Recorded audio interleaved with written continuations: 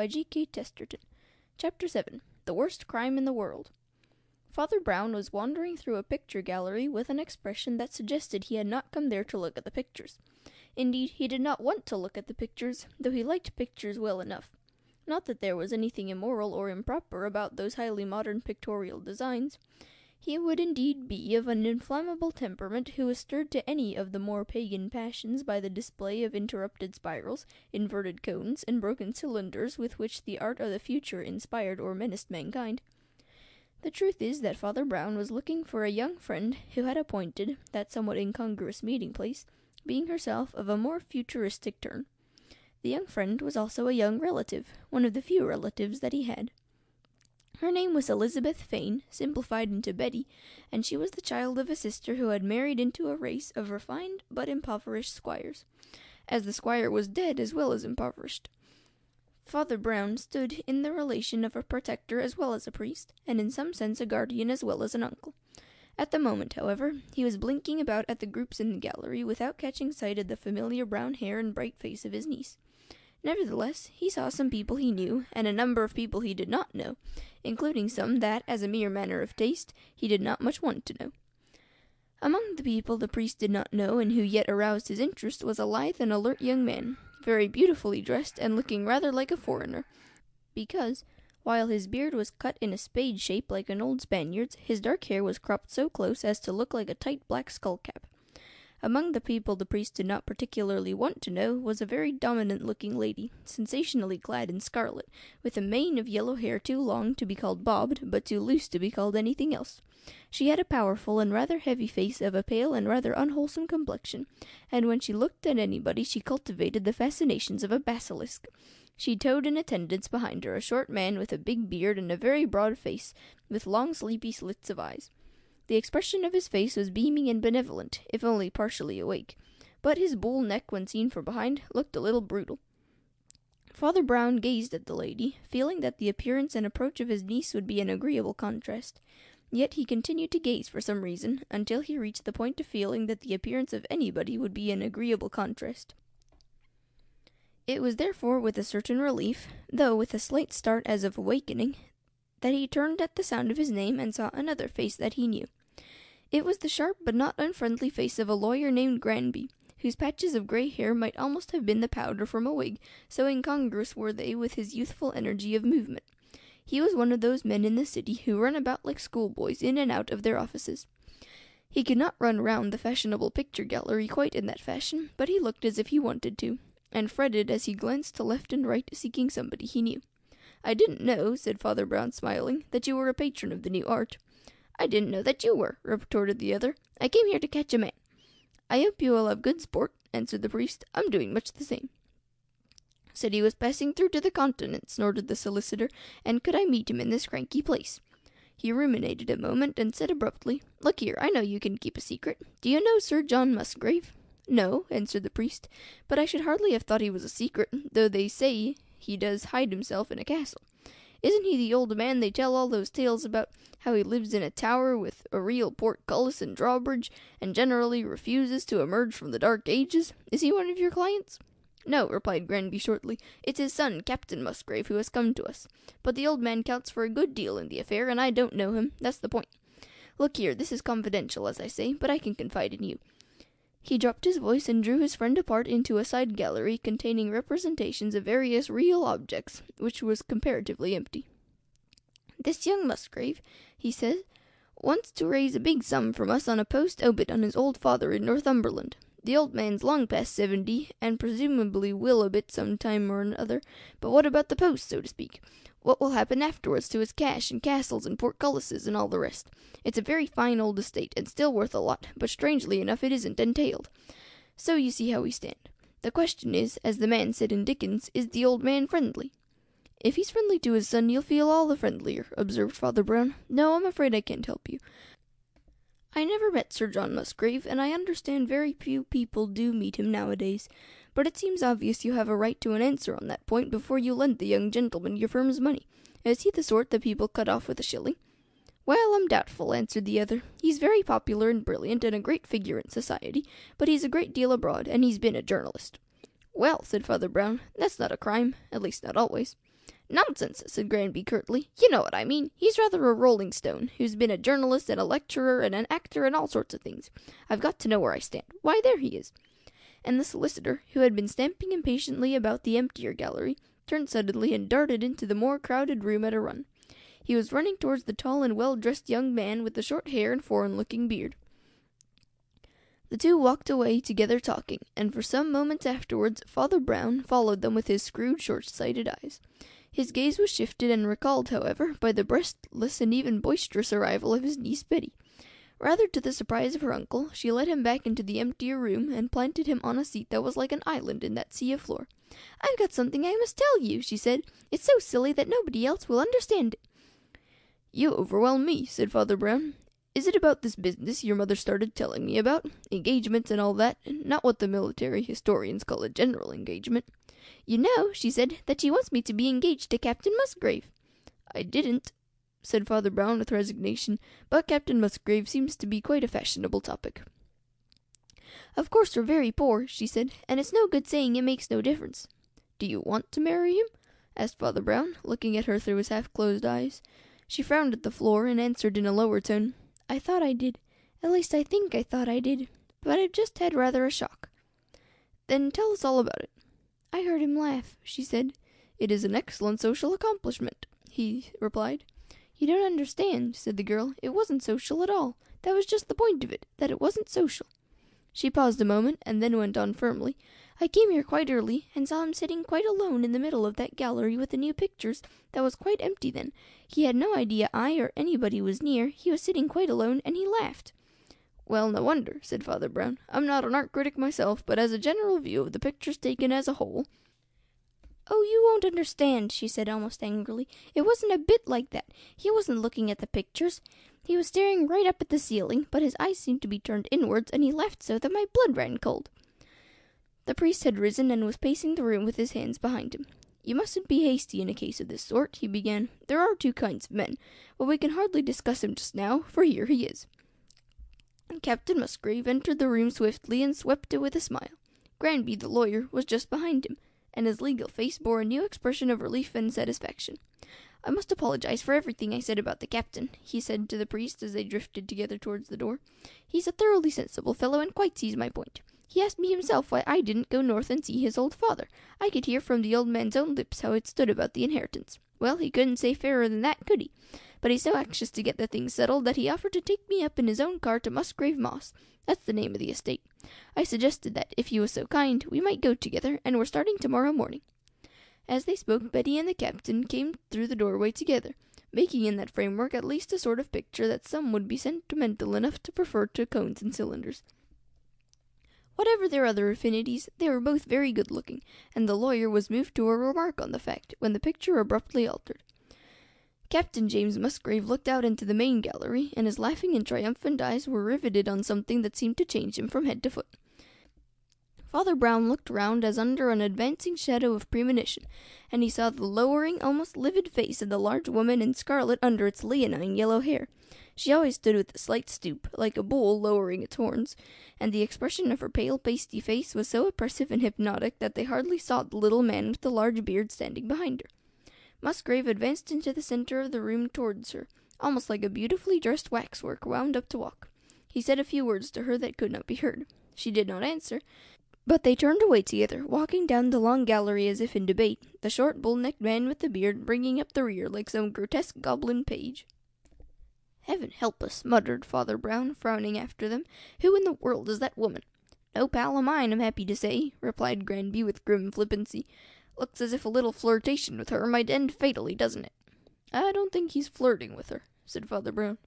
Even as he spoke, the group in question turned at the end of the gallery and broke up, and Captain Musgrave came back to them in hasty strides. "Look here," he cried, speaking naturally enough, though they fancied his colour was changed. "I'm awfully sorry, Mr. Granby, but I find I can't come north with you tomorrow. Of course, you will take the car all the same. Please do. I shan't want it. I have to be in London for some days. Take a friend with you if you like." "My friend Father Brown," began the lawyer. "If Captain Musgrave is really so kind," said Father Brown gravely, "I may explain that I have some status in Mr. Granby's inquiry, and it would be a great relief to my mind if I could go." which was how it came about that a very elegant car, with an equally elegant chauffeur, shot north the next day over the Yorkshire moors, bearing the incongruous burden of a priest who looked rather like a black bundle, and a lawyer who had the habit of running about on his feet instead of racing on somebody else's wheels. They broke their journey very agreeably in one of the great dales of the West Riding, dining and sleeping at a comfortable inn, and starting early the next day, began to run along the Northumbrian coast till they reached a country that was a maze of sand dunes and rank sea meadows, somewhere in the heart of which lay the old border castle which had remained so unique and yet so secretive a monument of the old border wars. They found it at last by following a path running beside a long arm of the sea that ran inland, and turned eventually into a sort of rude canal ending in the moat of the castle. The castle really was a castle, of the square embattled plan that the Normans built everywhere from Galilee to the Grampians. It did really and truly have a portcullis and a drawbridge, and they were very realistically reminded of the fact by an accident that delayed their entrance. They waded amid long coarse grass and thistle to the bank of the moat, which ran in a ribbon of black with dead leaves and scum upon it, like ebony inlaid with a pattern of gold. Barely a yard or two beyond the black ribbon was the other green bank and the big stone pillars of the gateway. But so little, it would seem, had this lonely fastness been approached from outside, that when the impatient Granby hallooed across to the dim figures behind the portcullis, they seemed to have considerable difficulty even in lowering the great rusty drawbridge. It started on its way, turning over like a great falling tower above them, and then stuck, sticking out at mid-air at a threatening angle. The impatient Granby, dancing upon the bank, called out to his companion, "Oh, I can't stand these stick-in-the-mud ways. Why, it'd be less trouble to jump." And with characteristic impetuosity he did jump, landing with a slight stagger in safety on the inner shore. Father Brown's short legs were not adapted to jumping, but his temper was more adapted than most people's to falling with a splash into very muddy water. By the promptitude of his companion he escaped falling in very far, but as he was being hauled up the green slimy bank, he stopped with bent head, peering at a particular point upon the grassy slope. "Are you botanizing?" asked Granby irritably. "We've got no time for you to collect rare plants after your last attempt as a diver among the wonders of the deep. Come on, muddy or no, we've got to present ourselves before the baronet." When they had penetrated into the castle, they were received courteously enough by an old servant, the only one in sight, and after indicating their business were shown into a long oak-panelled room with latticed windows of antiquated pattern. Weapons of many different centuries hung in balanced patterns on the dark walls, and a complete suit of 14th century armor stood like a sentinel beside the large fireplace. In another long room beyond could be seen, through the half-open door, the dark colors of the rows of family portraits. "I feel as if I'd got into a novel instead of a house," said the lawyer. "I'd no idea anybody did really keep up the mysteries of Udolpho in this fashion." "Yes, the old gentleman certainly carries out his historical craze consistently," answered the priest, "and these things are not fakes either. It's not done by somebody who thinks all medieval people lived at the same time. Sometimes they make up suits of armor out of different bits, but that suit all covered one man, and covered him very completely. You see, it's the late sort of tilting armor." "I think he's a late sort of host if it comes to chatting," grumbled Granby. "He's keeping us waiting the devil of a time." "You must expect everything to go slowly in a place like this," said Father Brown. "I think it's very decent of him to see us at all. Two total strangers come to ask him highly personal questions." And indeed, when the master of the house appeared, they had no reason to complain of their reception, but rather became conscious of something genuine in the traditions of breeding and behavior that could retain their native dignity without difficulty in that barbarous solitude, and after those long years of rustication and moping. The baronet did not seem either surprised or embarrassed at the rare visitation, though they suspected that he had not had a stranger in his house for a quarter of a lifetime. He behaved as if he had been bowing out duchesses a moment before. He showed neither shyness nor impatience when they touched on the very private matter of their errand.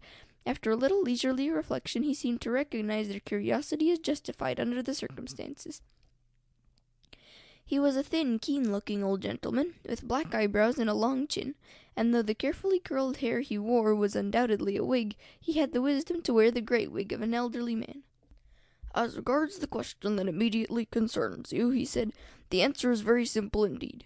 I do most certainly propose to hand on the whole of my property to my son, as my father handed it on to me, and nothing, I say advisedly nothing, would induce me to take any other course."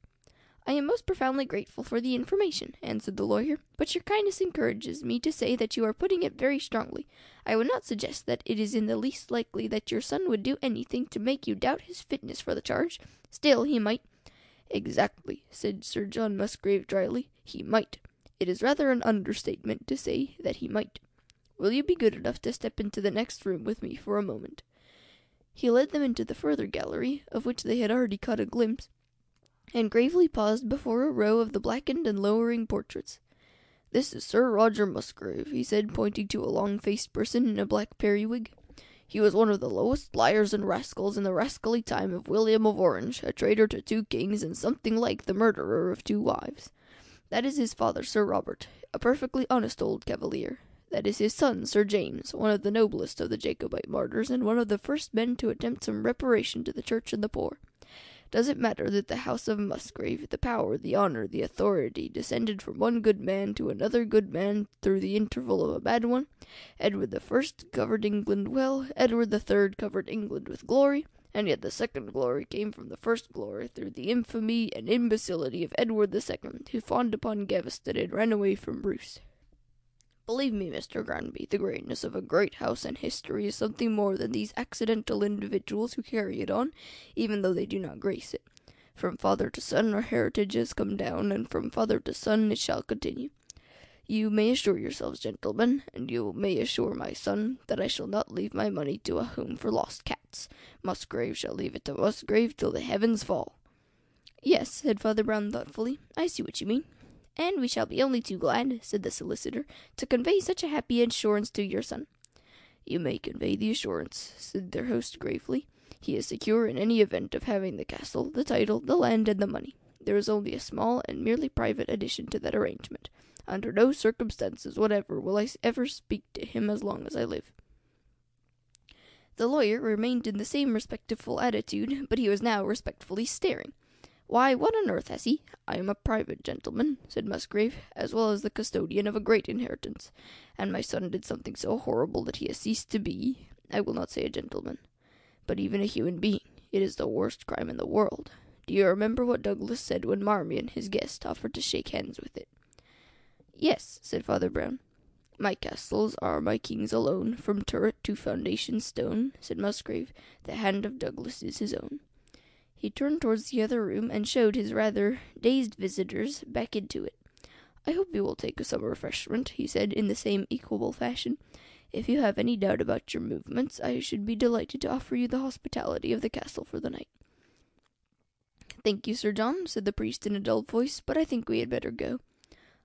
"I will have the bridge lowered at once," said their host, and in a few moments the creaking of that huge and absurdly antiquated apparatus filled the castle like the grinding of a mill.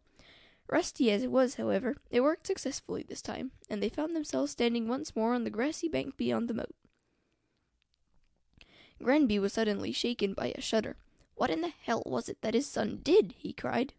Father Brown made no answer, but when they had driven off again in their car and pursued their journey to a village not far off, called Greystones, where they alighted at the Inn of the 7 Stars, the lawyer learned with a little mild surprise that the priest did not propose to travel much further. In other words, that he had apparently every intention of remaining in the neighborhood. "I cannot bring myself to leave it like this," he said gravely. "I will send back the car, and you, of course, may very naturally want to go with it. Your question is answered. It is simply whether your firm can afford to lend money on young Musgrave's prospects. But my question isn't answered. It is whether he is a fit husband for Betty. I must try to discover whether he's really done something dreadful, or whether it's the delusion of an old lunatic."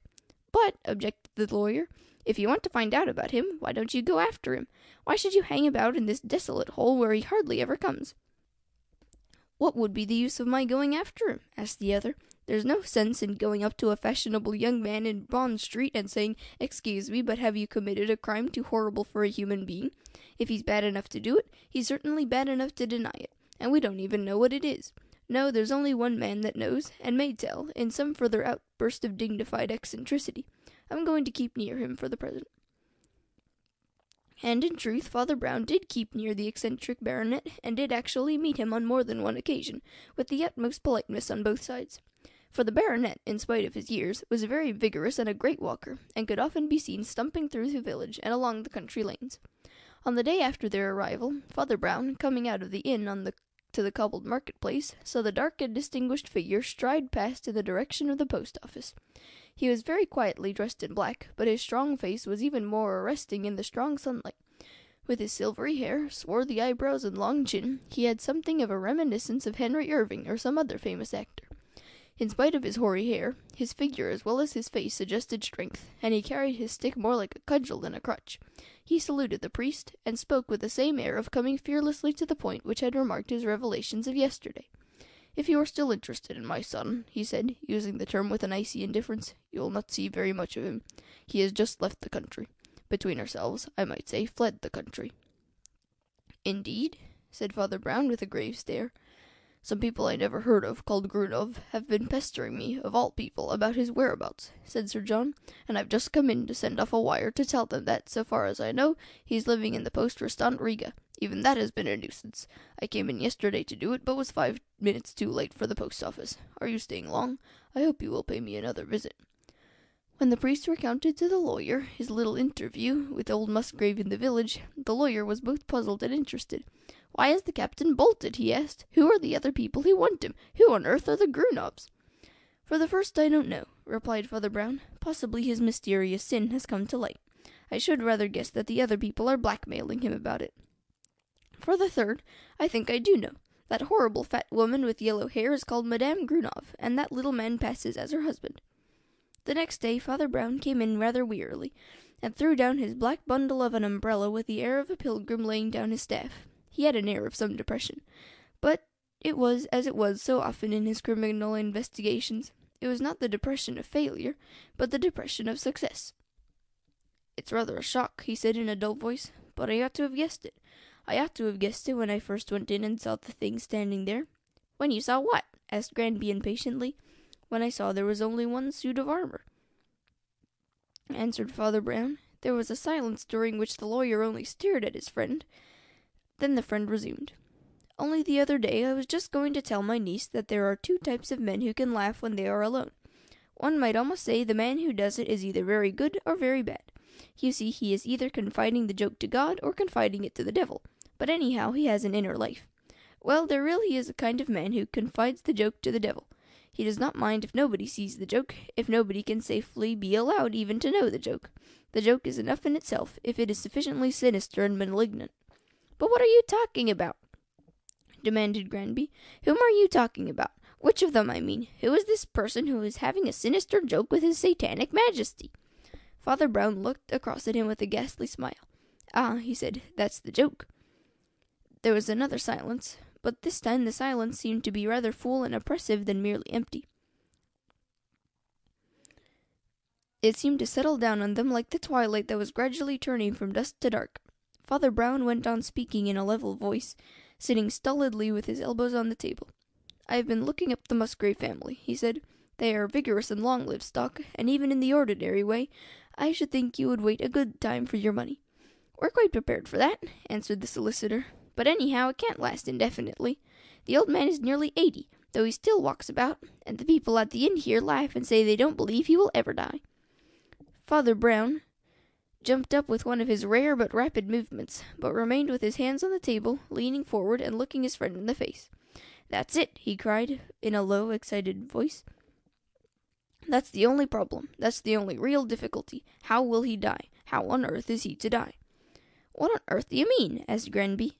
"I mean," came the voice of the priest out of the darkening room, "that I know the crime that James Musgrave committed." His tones had such a chill in them that Granby could hardly repress a shiver. He murmured a further question. "It was really the worst crime in the world," said Father Brown. "At least many communities and civilizations have accounted it so. It was always from the earliest times marked out in tribe and village for tremendous punishment. But anyhow, I know now what young Musgrave really did and why he did it." "And what did he do?" asked the lawyer. "He killed his father," answered the priest.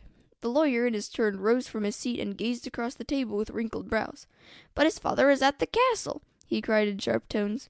"His father is in the moat," said the priest, "and I was a fool not to have known it from the first when something bothered me about that suit of armor. Don't you remember the look of that room? How very carefully it was arranged and decorated? There were 2 crossed battle-axes hung on one side of the fireplace, 2 crossed battle-axes on the other. There was a round Scottish shield on one wall, a round Scottish shield on the other, and there was a stand of armor guarding one side of the hearth and an empty space on another. Nothing will make me believe that a man who arranged all the rest of that room with that exaggerated symmetry left that one feature of it lopsided. There was almost certainly another man in armor, and what has become of him?" He paused a moment, and then went on in a more matter-of-fact tone. "When you come to think of it, it's a very good plan for a murder, and meets the permanent problem of the disposal of the body. The body could stand inside that complete tilting armor for hours, or even days, while servants came and went, until the murderer could simply drag it out in the dead of night and lower it into the moat without even crossing the bridge. And then what a good chance he ran!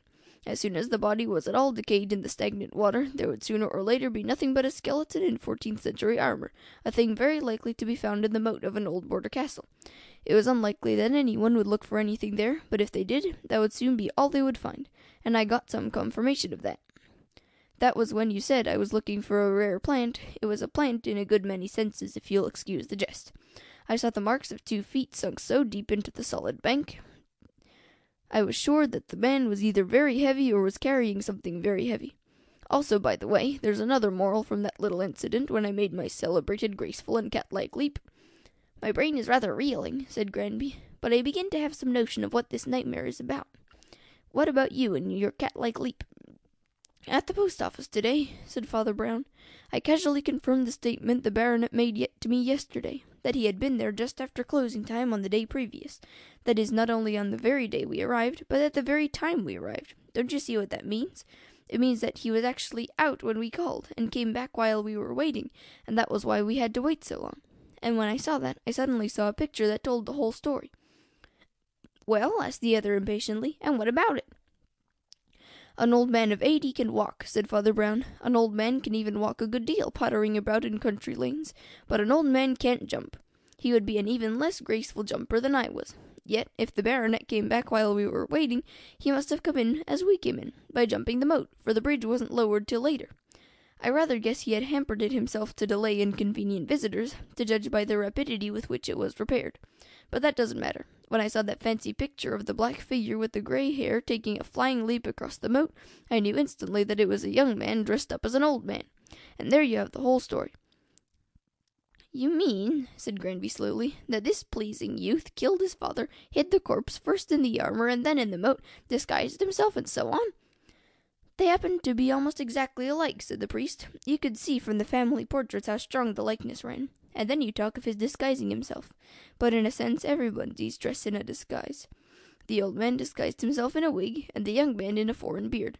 When he shaved and put the wig on his cropped head, he was exactly like his father, with a little make-up. Of course, you understand now why he was so very polite about getting you to come up next day here by car. It was because he himself was coming up that night by train. He got in front of you, committed his crime, assumed his disguise, and was ready for the legal negotiations." "Ah," said Granby thoughtfully, "the legal negotiations. You mean, of course, that the real old baronet would have negotiated very differently." "He would have told you plainly that the captain would never get a penny," said Father Brown. "The plot, queer as it sounds, was really the only way of preventing his telling you so. But I want you to appreciate the cunning of what the fellow did tell you. His plan answered several purposes at once. He was being blackmailed by these Russians for some villainy, I suspect for treason during the war. He escaped from them at a stroke, and probably sent them chasing off to Riga after him. But the most beautiful refinement of all was that theory he enunciated about recognizing his son as an heir, but not as a human being. Don't you see that while it secured the post obit, it also provided some sort of answer to what would soon be the greatest difficulty of all?" "I see several difficulties," said Granby. "Which one do you mean?" "I mean that if the son was not even disinherited, it would look rather odd that the father and son never met.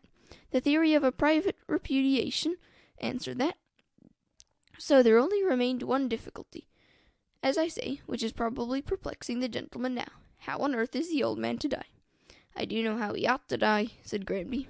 Father Brown seemed to be a little bemused, and went on in a more abstracted fashion.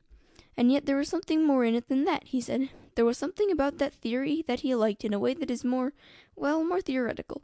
It gave him an insane intellectual pleasure to tell you in one character that he had committed a crime in another character, when he really had. That is what I mean by the infernal irony, by the joke shared with the devil. Shall I tell you something that sounds like what they call a paradox? Sometimes it is a joy in the very heart of hell to tell the truth, and above all, to tell it so that everybody misunderstands it. That is why he liked that antic of pretending to be somebody else, and then painting himself as black as he was. And that is why my niece heard him laughing to himself all alone in the picture gallery. Granby gave a slight start, like a person brought back to common things with a bump. "Your niece!" he cried. "Didn't her mother wanted her to marry Musgrave? A question of wealth and position, I suppose." "Yes," said Father Brown dryly. "Her mother was all in favor of a prudent marriage." End of chapter 7.